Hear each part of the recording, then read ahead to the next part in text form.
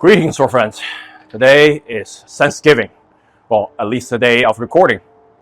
And I think it's appropriate for us to take a moment to think about the thing we have taken granted for. This sword we're going to look at today is the first ever functional sword I have ever got. Not the first sword I ordered, which is the Albion Regent, but the first sword that was shipped to me from Kingston, the Kingston Arms 13th century knightly arming sword designed by Angus Trim. So this sword, to me, is as old as this property that I bought. I remember back in 2019, exactly 6 years ago, we just bought into this place, and I saw it's a good time to start collecting some historical swords, reproductions, etc., maybe some antiques. And my wife encouraged me to go all the way, so I placed an order on the sword I prefer the most, the Albion Regent, a Germanic late medieval longsword. But I ordered a few other as well.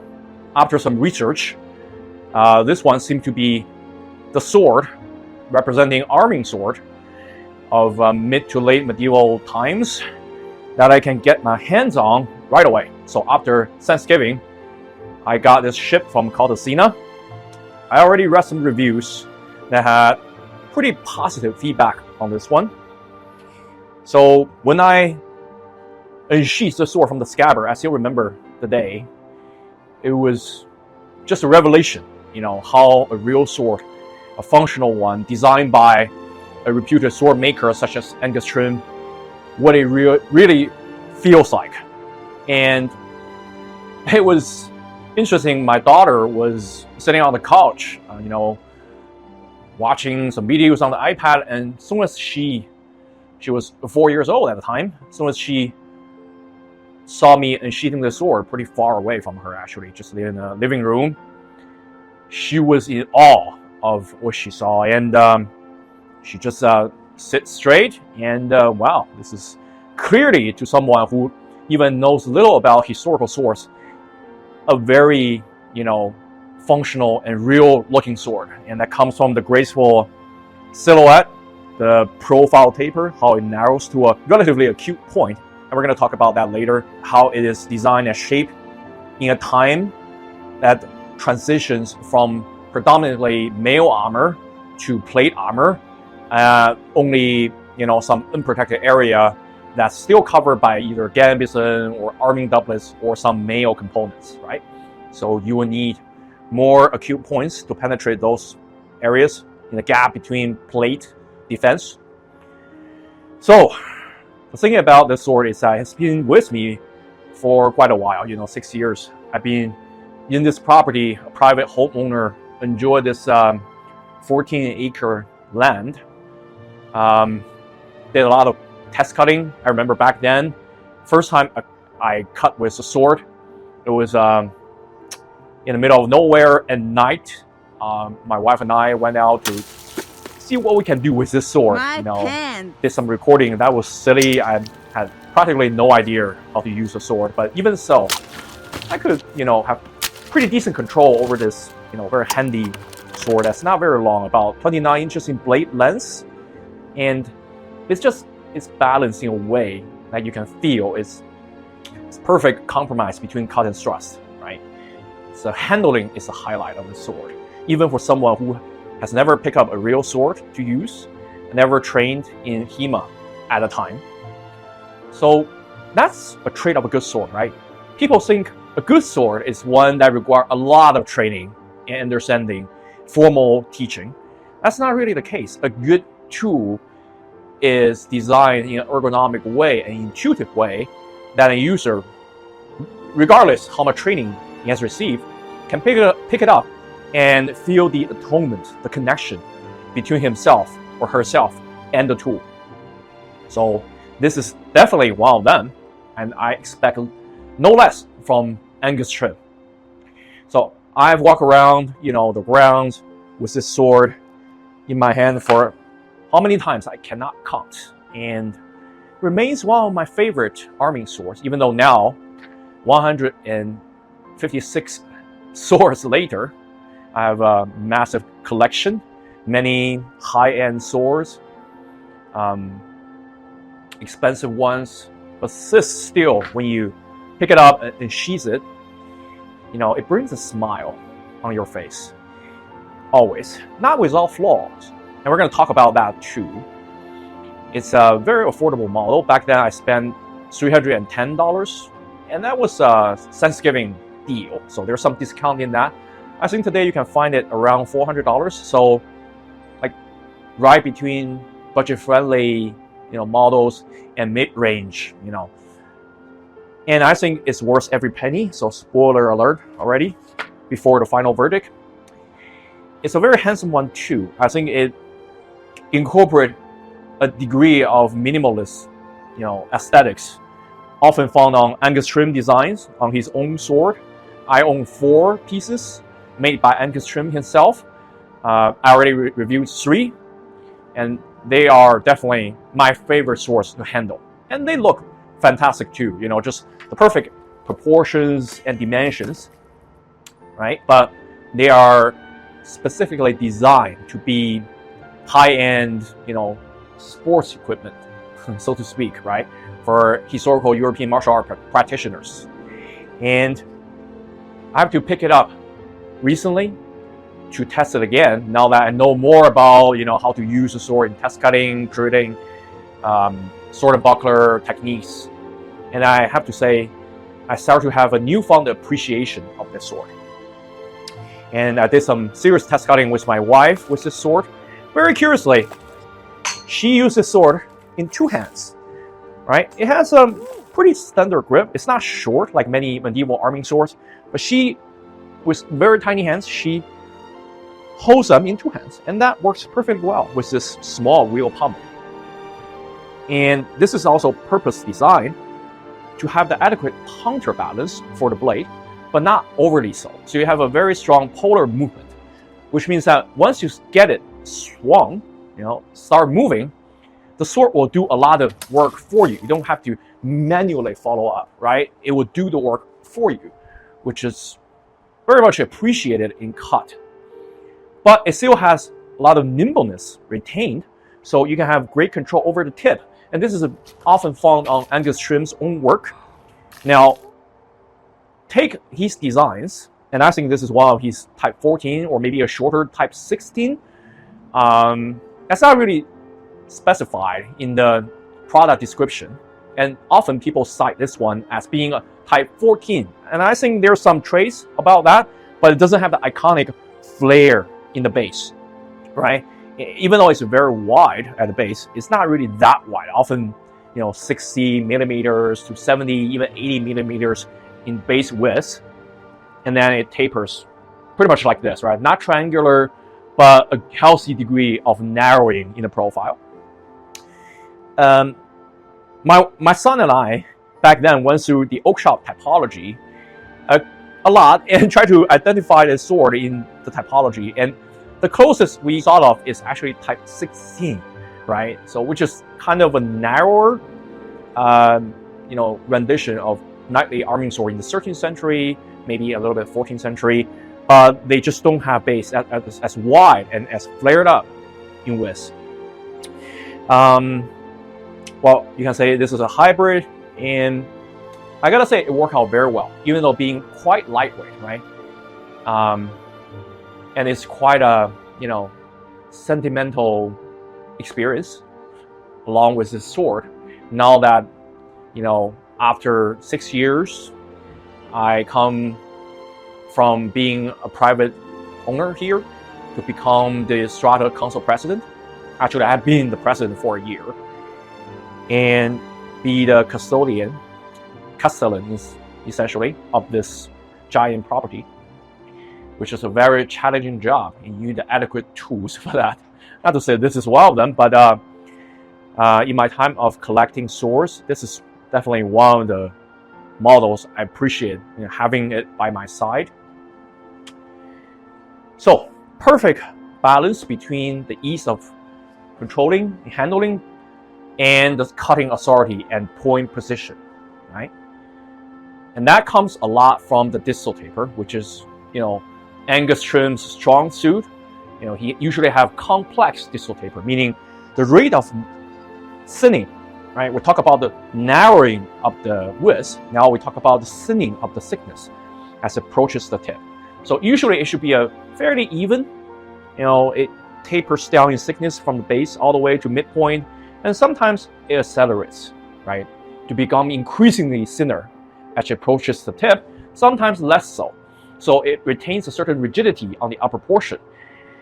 And it's probably a good idea not to keep the rate of thinning linear, meaning that you can make the rate of thinning faster in the lower half of the blade, or make it so in the top half of the blade. And the traits, the handling traits are going to be different, obviously. Or you can make them linear, just like a very even rate of thinning down. This one definitely is quite complex. So near the base, it tapers down in thickness quite dramatically, right? As approach the midpoint, it lost about 40%, that's 30 to 40% of the thickness. And then it transitions from this fuller section into a diamond cross section with a central ridge. So the thickness actually got reinforced. It becomes thicker.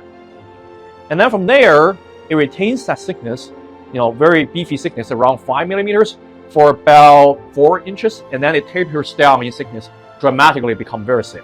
So as you can see, not being a long-bladed sword, short blades are usually more rigid than long blades, right? Because you have less leverage to flex it. If you flex the blade, you see it's very rigid. So this is really good for thrust. As you jab into the target, it doesn't flex around or become bendy. So all the energy you put in got transferred into the target.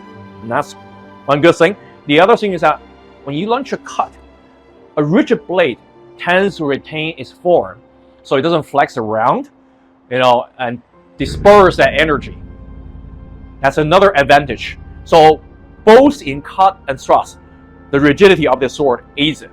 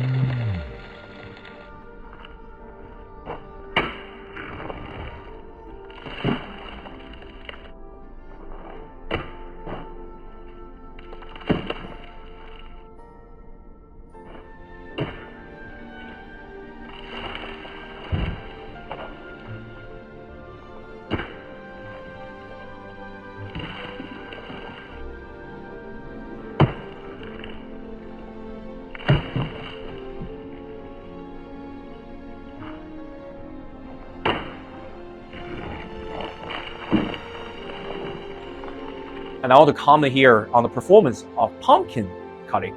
So I got a few large size pumpkin this Halloween to test cut. I used a lightweight longsword from the Witcher design, the series sword made by Sterling Armory's Chris Fields. Of course, he used it for competition cutting before, and I have no doubt of his performance, even though it's a very balanced cut and thrust sword. Cuts through all huge pumpkins in one strike, very smooth, without any problem. What surprised me is that on that day I also cut with this Kingston Arms sword. And with the edge I put on, I was able to cut large pumpkins in half, without much problem. You can see here, it's not as clean as a long sword, right, that you use in two hands. But considering it's a lightweight one-handed arming sword, it did very well. it cuts through a large golden pumpkin. Just there's some scooping, a few other additional cuts. It did very well. I anticipated more resistance from the very thick and durable edge geometry, but it did very, admirably. And then I cut a 40-pound ghost pumpkin. That is very dense. There's almost no hollow, no cavity in the center, right? Very thick walls, and this sword cuts through beautifully, right? Cleave it in half without any problem.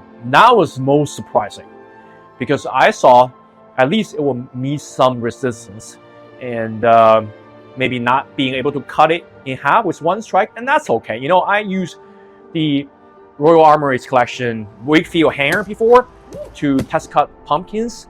They didn't really do that well, even though it's a very good cutter, very nimble, very good edge geometry. Also, the edge I put it on, right, very sharp. It couldn't cut even medium-sized pumpkin in half with one strike, but this one performed, admirably. One strike, that's all it takes. What does it mean? It has the cutting authority.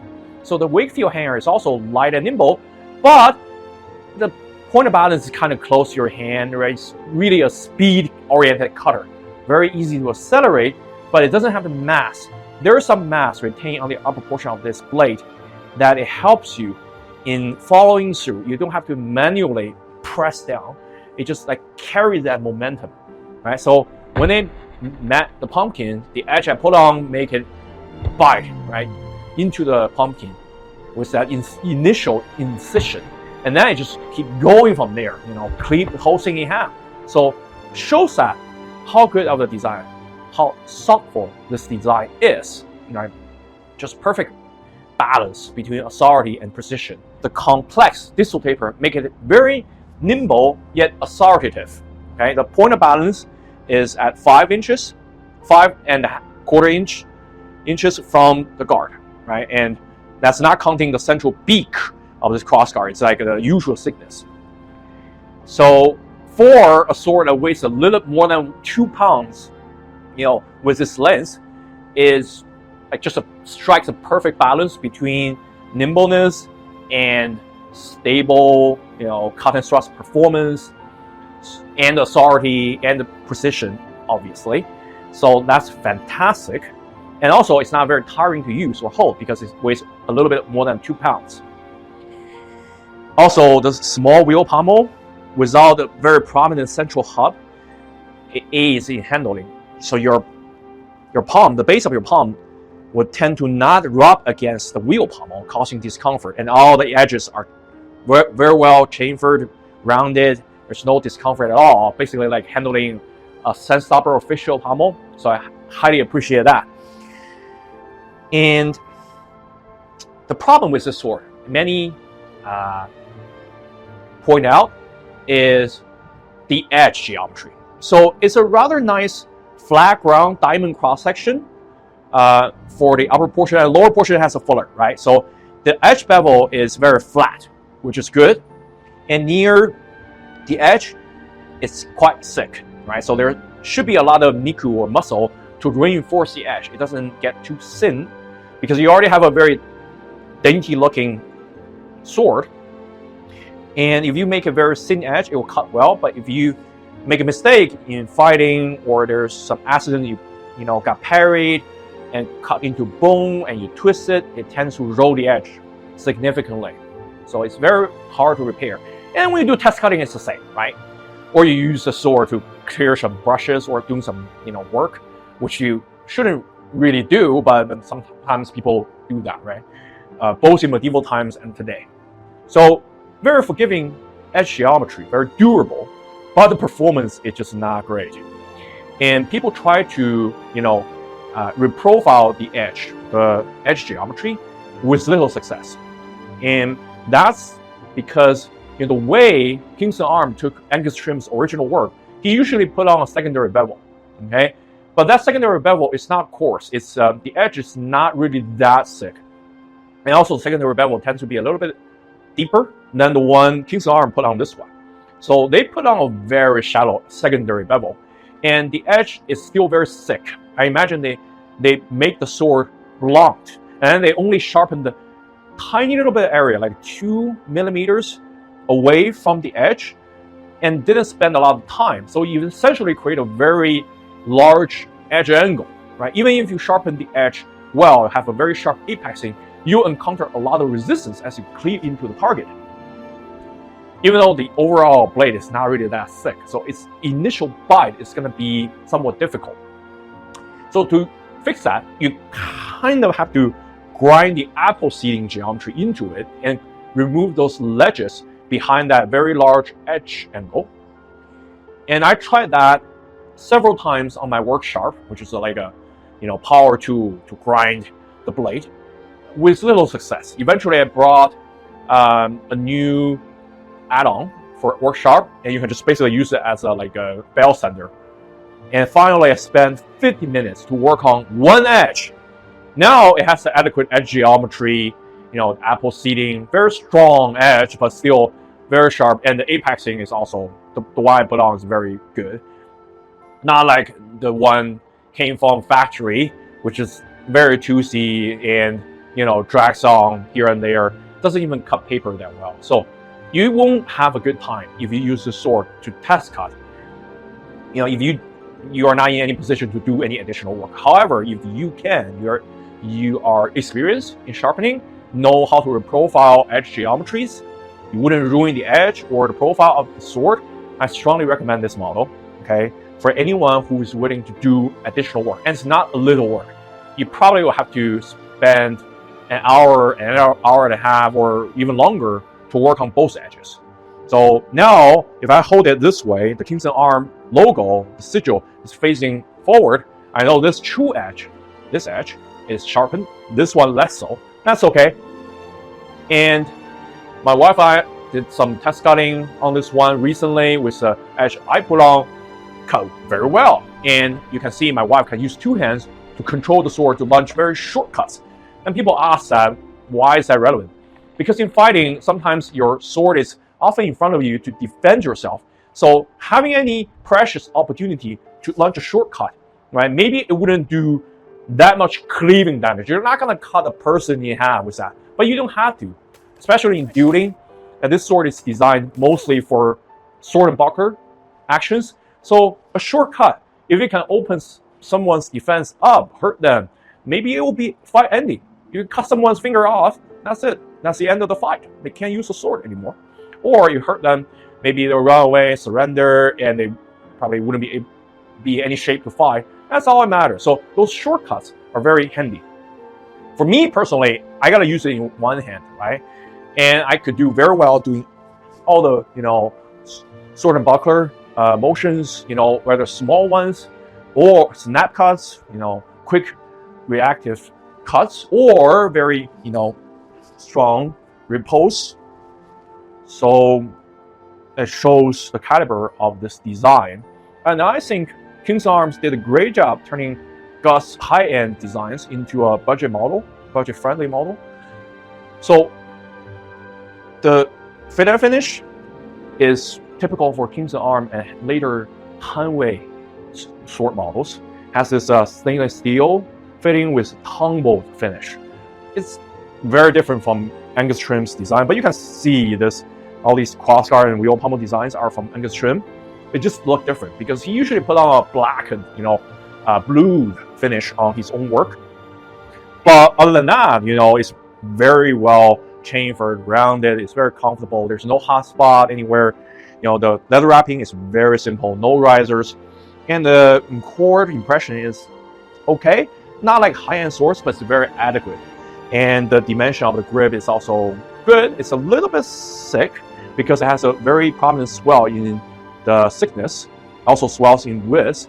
But overall, the way it handles, it fits your palm very well. Could be a little bit thinner in the center, so it doesn't have to swell this much. But otherwise, it's good. And it's also skived, meaning that the leather is wrapped around and pressed, so you don't feel the ledge that much, right? Even though you can kind of feel where it is. Not like a high-end swords like Albion, Angus Trim, or Sturdian Armory, Valiant Armory swords. If you close your eyes, you won't be able to detect where the seam is. You can feel the one on this one, but there's no discomfort. The reason you can feel the seam is because it's not counter wrapped. So it's not wrapped from two directions and then joined together, met together, and compressed. So you only wrap from one direction. That's why you feel the ledge still. However, functionally, there's no problem at all. It's very comfortable to hold down to. And I think this oxblood color, like a dark brown with a little bit red tint, works very well. Right? It feels seasoned, feels it's just a little bit worn, like a campaign feel of it, and plus a tumbled finish. So it's a little bit wear and tear on the sword already. Well, the aesthetics. I accidentally dropped this sword when I placed it somewhere during test cutting. So I didn't drop the sword. It's not like there's poor handling or something, but it dropped accidentally from somewhere, and it bumped on the gravel. There's a few scratches on the pommel, but it blends in very well with a tumble finish. And the scabbard it comes with has a oxblood color too. Has some discoloration here and there, but it doesn't really matter to me that much. The leather color doesn't really match the oxblood on the grip that well. You see, this is a much darker color. This is lighter, and these are probably two different kinds of leather. But it seems pretty high quality. Also, the back doesn't have a stitch. It's skived, and the seam seems fine. There's no overlapping. It doesn't stick out, and the dimension is very good for you to just hold it by your side. You can attach a sword belt, to it and then wear it, but just holding it is very comfortable. Everything is rounded, and the scabbard is tapered. It has a bevel, so to speak, so it's not a universal thickness, right? The cross-section thickness it is not blocky. That's what I'm trying to say. So it feels good in the hand. It's also relatively light. It's not very cumbersome, not heavy at all. It has a wood core, very rigid, and it has a very utilitarian shape. Very often found on Hanwei and Kingston Arms swords. It's also made in stainless steel and pinned to the scabbard. So very aesthetically fitting to medieval swords. It does the job very well, protecting the end of the scabbard, the tip. And the fit is not really that good. It falls out very, very easily. So that's probably one area should be improved.